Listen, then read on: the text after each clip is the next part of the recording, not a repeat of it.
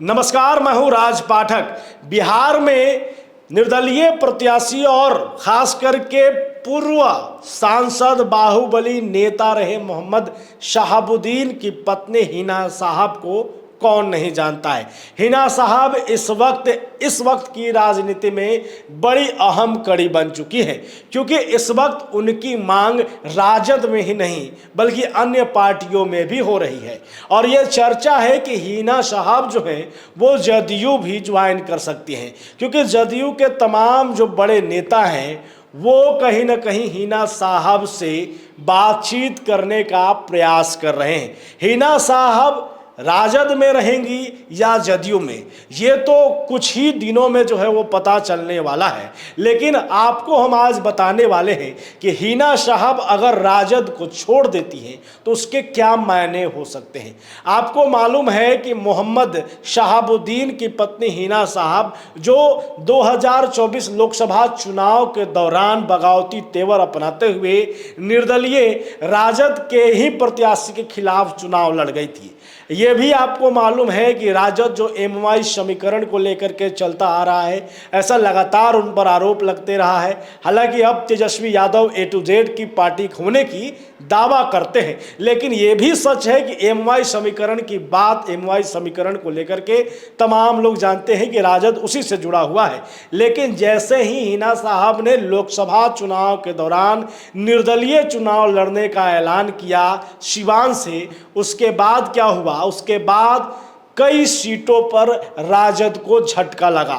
हिना साहब और उनके पति मरहूम मोहम्मद शहाबुद्दीन का प्रभाव कुछ ऐसा है कि कई सीटों पर राजद के वोट में जो है वो सेंधमारी हो गई। मुस्लिम वोटर जो हैं वो राजद के साथ नहीं जुट पाए, क्योंकि अभी भी सिवान क्षेत्र कहें या उससे जुड़े हुए तमाम क्षेत्र, वहाँ पे मरहूम मोहम्मद शहाबुद्दीन और उनकी पत्नी हिना साहब का वर्चस्व है, राजनीतिक वर्चस्व है। मुसलमान जो नेता हैं, जो कार्यकर्ता हैं, जो समाज है, वो कहीं ना कहीं बिहार में हिना साहब और उनके पति को जो है वो अपना नेता मानती है।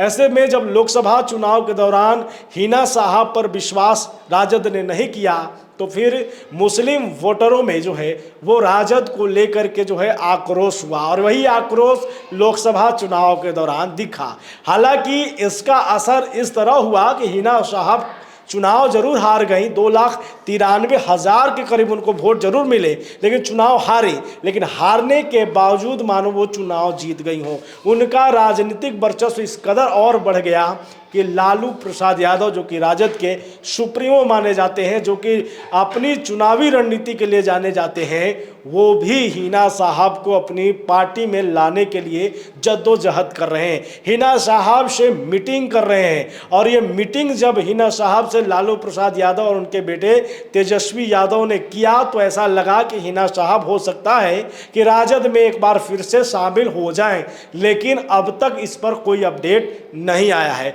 यानी साफ तौर पे है कि हिना साहब ने जो शर्त रखा उस पर अब तक राजद के तरफ से कोई सहमति नहीं बन पाई है। ऐसा कहा जा रहा है कि एक बार तेजस्वी यादव फिर से हिना साहब के यहाँ जाने वाले हैं और इस पर बातचीत करके उनको मनाने की कोशिश करेंगे। लेकिन ये भी एक सच है कि नीतीश कुमार जो कि बिहार की राजनीति में एक मंझे हुए खिलाड़ी हैं, कई सालों से 18 सालों से लगातार बिहार के मुख्यमंत्री हैं, और इस वक्त की राजनीति में जो उनकी भूमिका है वो टाला नहीं जा सकता। वो जानते हैं कि सत्ता में बने रहने के लिए कैसे कैसे अपने साथ टीम को खड़ा करना है। आप देखेंगे जब वो एनडीए में शामिल हुए थे तो उन्होंने जो है आनंद मोहन के बेटे को, जो कि राजद के विधायक थे, अपने साथ कर लिया था। आपको मालूम है कि अनंत सिंह जो कि हाल में छूट करके जेल से बाहर आए हैं, उनकी पत्नी को अपने साथ कर लिया था। ऐसे में वो जान रहे हैं कि लालू प्रसाद यादव ने लोकसभा चुनाव के दौरान जो कुशवाहा वोटरों का कार्ड जो है खेला था,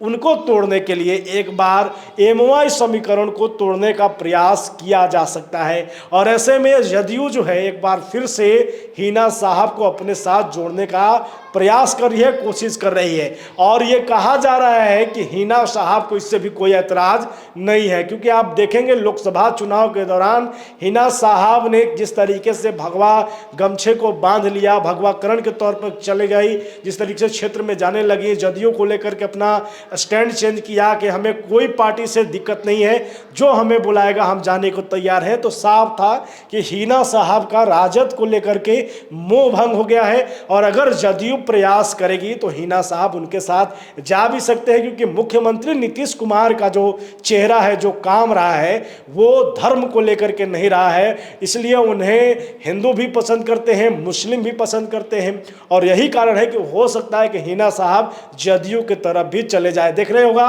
कि तेजस्वी यादव इसमें मनाने में खास करके हिना साहब को कितनी अहम भूमिका निभा पाते हैं। फिलहाल बने रहिए हमारे साथ, लगातार आपको अपडेट देते रहेंगे। बहुत धन्यवाद।